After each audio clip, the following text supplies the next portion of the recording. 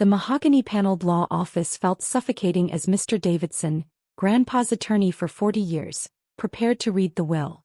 My relatives perched on leather chairs like vultures, their designer outfits and jewelry competing for attention. "Let's start with the major assets," Aunt Susan announced, already mentally spending her share. Her children, my cousins Mark and Jennifer, nodded eagerly. I sat quietly in the corner, still grieving the only person who'd ever truly believed in me. While they'd all been fighting over Grandpa's attention with fancy careers and material success, I'd spent every Sunday afternoon with him, listening to his stories about building his medical empire from nothing. "Very well," Mr. Davidson adjusted his glasses. "The Peterson Medical Center shares will be divided as follows." The next hour was a parade of assets being distributed. Aunt Susan received the Hamptons house, Uncle Robert got the yacht, and my cousins split the luxury car collection. Each announcement was met with satisfied smirks and calculating glances at their phones to check values. "And finally," Mr. Davidson paused, "to my grandson Daniel, I leave the contents of Safety Deposit Box 247 at First National Bank." The room erupted in poorly concealed laughter. "An empty box?" Mark snickered. "Sounds about right for the family disappointment." Jennifer twirled her Cartier bracelet. "Well, Danny always was Grandpa's charity case. Remember when he chose to work at that free clinic instead of joining the hospital board?" Now, Aunt Susan's voice dripped false sympathy. "I'm sure there's something in that box. Maybe some old photos." She barely contained her smirk. Uncle Robert checked his Rolex. "Can we wrap this up? I have a board meeting at 3. Mr. Davidson handed me a small golden key. "The bank is across the street, Mr. Peterson. Would you like to check the contents now?" "Oh yes," Mark stood up. "Let's all go see Danny's grand inheritance. I could use a good laugh before my yacht shopping appointment."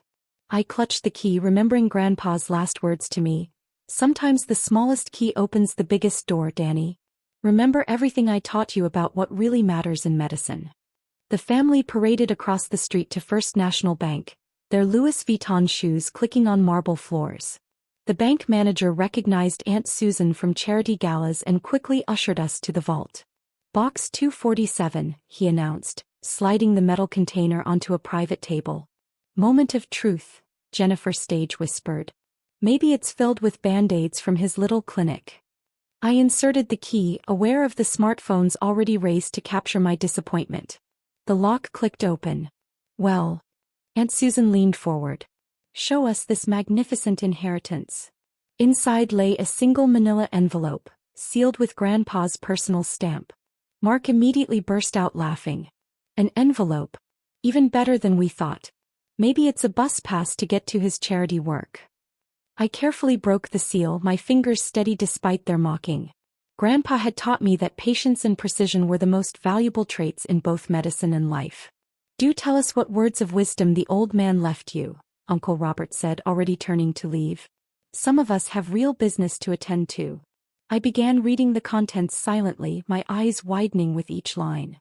The laughter around me slowly faded as they noticed my expression. "What?" Jennifer demanded. "What could possibly be in that envelope?" I looked up at my smugly successful relatives, Grandpa's voice echoing in my memory. "The true value of medicine isn't in fancy hospital wings or charity galas. It's in who controls the power to heal." "Well," Aunt Susan snapped. "Don't keep us in suspense about your precious envelope." I carefully laid out the documents on the table, watching their faces as understanding slowly dawned. The papers were ownership deeds, contracts, and shares, but not just any shares. Mr. Davidson, who had followed us to the bank, cleared his throat. "Perhaps I should explain the full implications of these documents." "These documents," Mr. Davidson began, his voice carrying the weight of 40 years of legal expertise, "represent controlling interest in Peterson Medical Holdings, the parent company of every major hospital, clinic, and medical research facility in the metropolitan area." Aunt Susan grabbed the edge of the table, her perfectly manicured nails digging into the wood. That's impossible. The board controls those shares."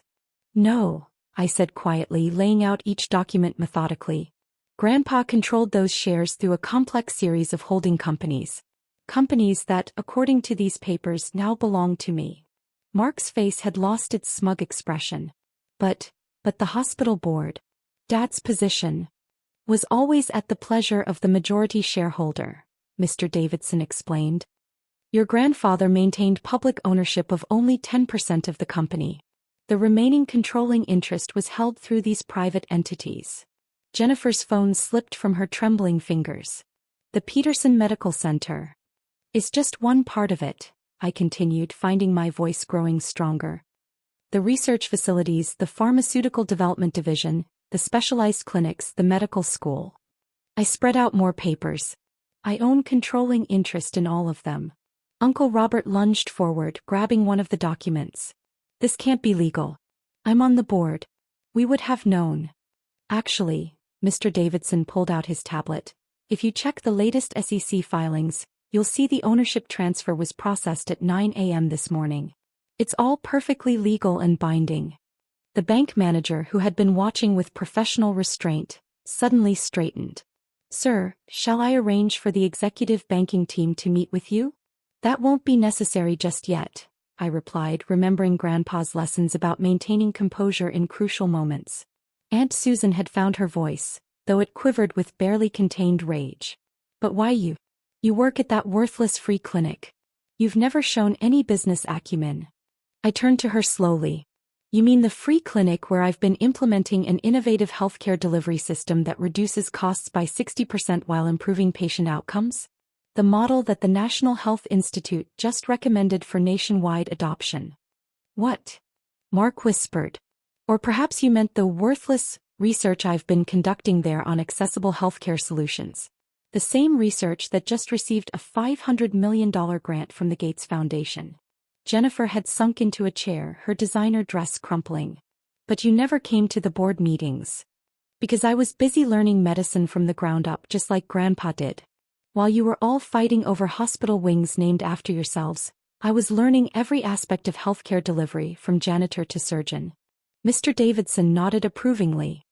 Your grandfather was quite impressed with your holistic approach to understanding the healthcare system.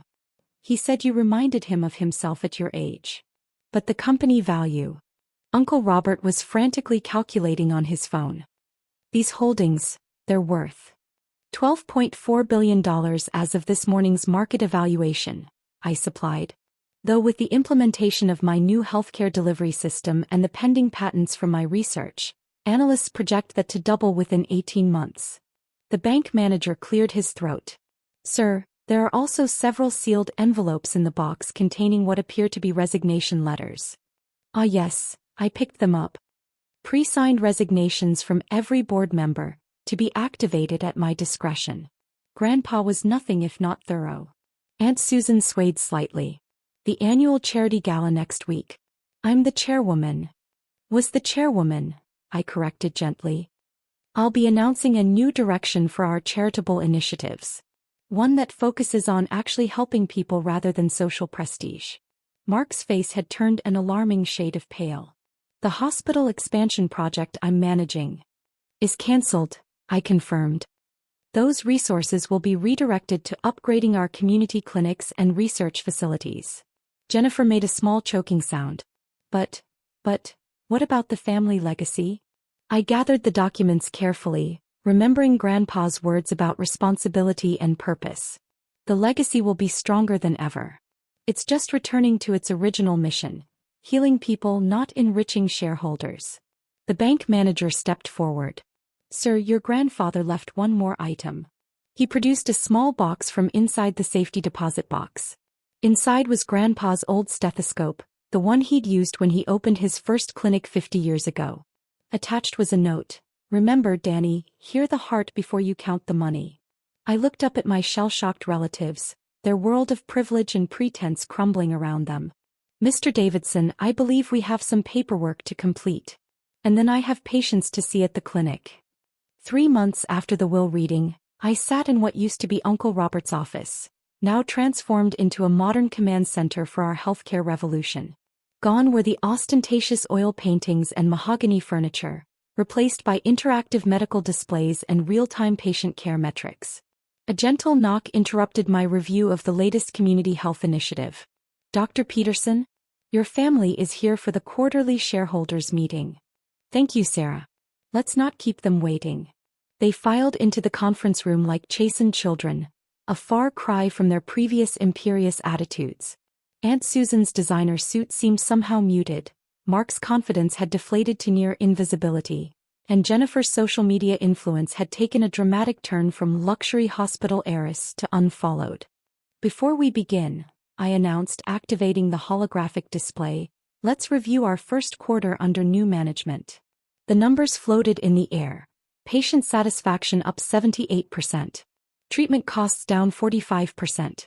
Research grant funding increased by $890 million. Staff turnover reduced by 82%.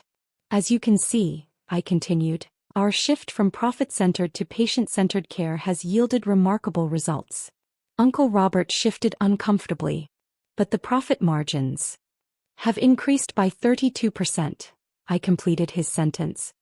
Turns out, treating patients effectively and efficiently is actually good for business. Who you? Aunt Susan cleared her throat. About the annual gala. Has been replaced by community health fairs, I said firmly. The $2 million we used to spend on caviar and champagne now funds preventive care programs in underserved neighborhoods. But the social connections, Jennifer protested weakly, are stronger than ever. The Gates Foundation, WHO, and CDC have all partnered with us for global health initiatives. Last week, I had dinner with Dr. Fauci to discuss our pandemic preparedness protocols. Mark flipped frantically through the quarterly report. The new board members are actually medical professionals, I nodded. Shocking concept, I know. Dr. Chin from Johns Hopkins, Dr. Patel from Mayo Clinic, and Dr. Rodriguez from Stanford. People who understand both medicine and management. The holographic display shifted to show our new organizational structure. The hierarchy was flatter, more efficient, with direct lines of communication between medical staff and administration. You'll notice, I continued, that our administrative costs have dropped by 60% since removing redundant executive positions. I paused meaningfully, including those previously held by family members. Aunt Susan dabbed at her eyes with a significantly less expensive handkerchief than she used to carry. The country club membership has been terminated. We've converted the hospital's private golf course into a rehabilitation center and community garden. The patients seem to prefer growing their own food to watching executives play golf. But the hospital's reputation, Uncle Robert began, has never been better, I interrupted, pulling up the latest headlines. Peterson Medical Revolution. How Patient-First Care Changed Healthcare. Free clinic model goes global. Who adopts Peterson protocol? Healthcare hero. Young Xiao transforms billion-dollar empire into public health pioneer. 3 months after the will reading, I sat in Uncle Robert's old office. It was now a modern center for healthcare reform. The fancy paintings and furniture were gone. Only Grandpa's old stethoscope hung on the wall. Dr. Peterson, your family is here for the shareholder meeting, said my assistant Sarah. Tell the WHO director I'll call back in an hour. Let's start with family. They walked in like kids in trouble. Aunt Susan's suit was less flashy. Mark looked nervous. Jennifer's social media fame had faded. Uncle Robert sat quietly among the minority shareholders. Let's review the first quarter, I said, showing data in holograms. Patient satisfaction up 78%. Treatment costs down 45%. Research funding up $890 million. Staff turnover down 82%. Emergency response times improved 40%. Community health better everywhere. Our patient-focused care works, I said. It's now a global model. Uncle Robert frowned. What about profits? They've grown 32%, I said. Good care is good business. Our stock doubled. Mark muttered. You cut premium services. No, I said. Premium care is for everyone now. The executive floor? Pediatric care. Private suites. Family rooms. Aunt Susan asked about the gala. It's gone. We fund health fairs now. Last fair helped 5,000 people and found 200 early illnesses. Jennifer complained about social connections. They're stronger than ever, I said. We work with Gates Foundation, WHO, CDC. I met with Dr. Fauci and will meet the UN Secretary General soon. Mark looked at the board changes. They're medical experts now, I said. Doctors and health advocates run the company, not executives. Admin costs dropped 60%. Family exec roles are gone. Aunt Susan cried over the country club membership. It's ended. The golf course is now a rehab and garden. Uncle Robert worried about reputation. It's better than ever, I said, showing headlines praising our work. Sarah gave more news. You're nominated for the Nobel Peace Prize. Time wants you for Person of the Year. Jennifer dropped her purse, stunned. Nobel Prize. For making healthcare accessible, I said. Our local clinics cut ER visits by 60%. Preventive care works. Mark asked about pharma. We shifted to cures, not just maintenance drugs. We've made breakthroughs in rare diseases. Uncle Robert asked about shareholders. They're happy. Our stock beats all others. Aunt Susan whispered about family legacy. It's exactly what Grandpa wanted, I said, touching his stethoscope. He built this to heal people, not fund luxury. The room fell silent. I stood up. Excuse me, I have patients to see. Sarah will show you the new pediatric wing built with saved bonus money. As they left, Jennifer paused by patient thank you letters. Danny, she said softly, using my childhood name, Grandpa would be proud. I smiled. He would. But not of me, of what the hospital became. Sunlight filled the hospital. Patients walked in the healing garden. Doctors worked efficiently without extra bureaucracy. Researchers made new treatments without profit pressure. People were healed because of need, not wealth. Grandpa's stethoscope caught the light. A reminder that small keys can open big doors, especially ones leading to real change.